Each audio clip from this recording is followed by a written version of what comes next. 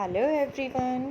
Today we will read part 4 of chapter 4 Bipin चौधरी's Lapse of Memory.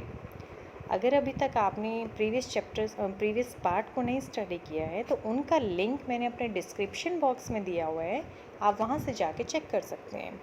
So in this part we have two main characters, Bipin Chaudhary and Paresh Chanda. Bipin Chaudhary जो कि already काफ़ी confused था कि what was the reality of his trip to Ranchi. तो this is the climax part of this chapter. इस chapter में उसको पता चलेगा कि वाकई में क्या रियलिटी थी उसकी ट्रिप की. और जब उसको रियलिटी महसूस हो गई है, जब वो उसको जान गया है, तो क्या वो अपने डॉक्टर परेश चंदा को अपनी रियलिटी शेयर करेगा. और अगर वो डॉक्टर चंदा के साथ नहीं शेयर कर रहा है तो उसके पीछे क्या वजह हो सकती है. Let's read in part 4. Getting off the train at Ranchi next morning, he realized at once that he had never been there before. जब वो अगली सुबह रांची पहुंचता है, ट्रेन से उतरता है, तो उसको उतरते ही ये बात महसूस हो जाती है कि इस जगह पर वो इससे पहले कभी भी नहीं आया था. He came out of the station, वो स्टेशन से बाहर आता है, took a taxi, फिर उसने एक टैक्सी ली, and drove around the town for a while. फिर उसने थोड़ी सी देर के लिए टाउन के चारों तरफ चक्कर लगाए. He realized, फिर उसको महसूस हुआ that the streets, the buildings, the hotels, the bazaars, the Murabadi hill, ये सारी चीज़ें with none of these had the slightest acquaintance. Slightest में थोड़ी सी भी, एक्वेंटेंस मतलब पहचान, कि इन सभी चीज़ों को वो थोड़ा बहुत भी नहीं पहचान पा रहा था. Would a trip to Hundru falls help. अब वो सोचता है कि अगर वो वुड्रू फॉल्स जाए तो क्या उस ट्रिप से उसको कोई हेल्प मिलेगी. He did not believe so. उसको ऐसा मतलब यकीन तो नहीं हो रहा था कि कोई हेल्प होगी, लेकिन at the same time he didn't wish to leave with the feeling.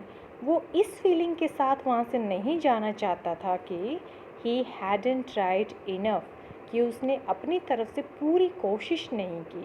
It means वो पूरी कोशिश करके अपने आप को यकीन दिलाना चाहता था कि वो वहाँ पे कभी नहीं गया था. So he arranged for a car and left for Hundru in the afternoon. इसलिए उसने एक कार का अरेंजमेंट किया और दोपहर को हुड्रू फॉल्स के लिए निकल गया. At 5 o'clock the same afternoon in हुड्रू. अब जो ये सीन है शाम का है, जब वो दोपहर को हुड्रू फॉल्स के निकला तो शाम को 5 बजे की बात है. Two Gujarati gentleman from a group of पिकनिकर्स.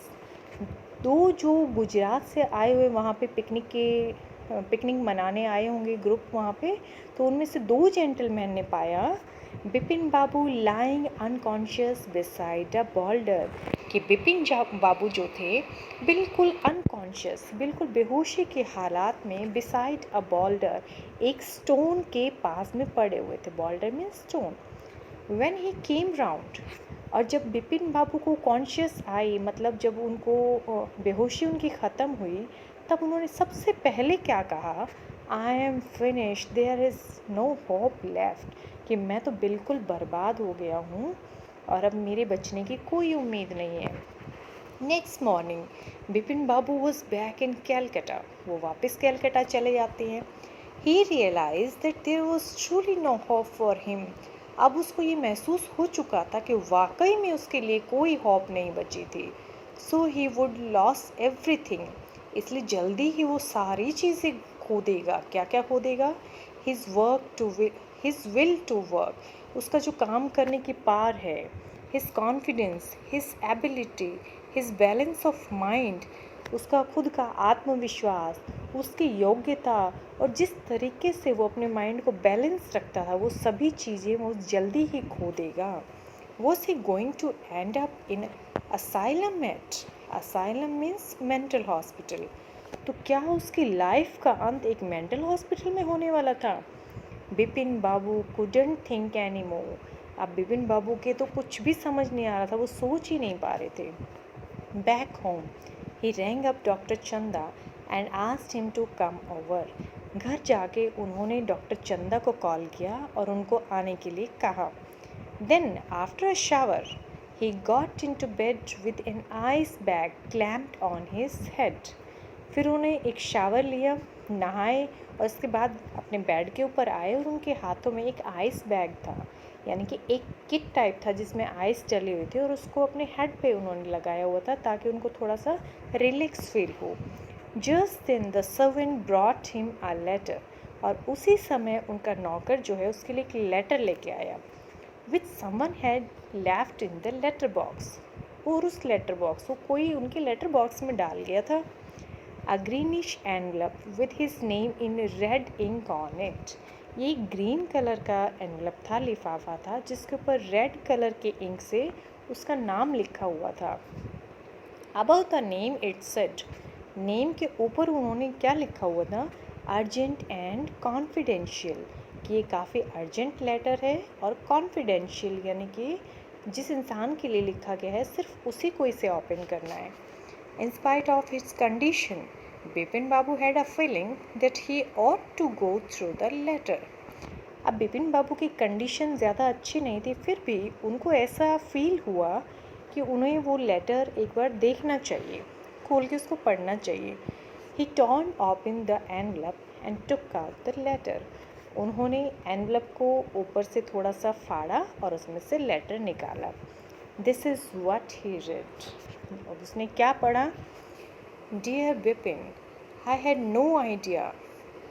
अब जो लिखने वाला था उसके जान पहचान का ही था. वो क्या लिखता है? मुझे कोई आइडिया नहीं था that affluence would bring about the kind of change in you that it has done. Affluence means wealth, धन दौलत. मुझे ये नहीं पता था कि ज़्यादा धन दौलत तुम्हारे अंदर इतना ज़्यादा चेंज ला देगी जितना कि तुम्हारे में आ चुका है. Was it so difficult for you to help out an old friend down on his luck? क्या तुम्हारे लिए वाकई में ये इतना मुश्किल था कि अपने एक पुराने मित्र की, जब उसका डाउन ऑन हिज लक में समय ख़राब चल रहा हो, जब उसकी प्रॉब्लम्स बहुत ज़्यादा हों, अपने एक पुराने मित्र की प्रॉब्लम्स में हेल्प कर पाना क्या तुम्हारे लिए वाकई इतना मुश्किल था? I have no money so my resources are limited. मेरे पास पैसा नहीं है इसलिए मेरे पास रिसोर्सेज भी बहुत कम है. इट मीन्स साधन भी बहुत कम है. But I have is imagination. लेकिन मेरे पास जो है वो है मेरी इमेजिनेशन यानी कि कल्पना शक्ति. अ पार्ट ऑफ विच, और उसी इमेजिनेशन का एक part I use in retribution, मैंने यूज़ किया तुम्हें पनिशमेंट देने के लिए. Retribution means punishment. Of your unfailing behaviour, और मैंने तुम्हें पनिशमेंट किस लिए दी?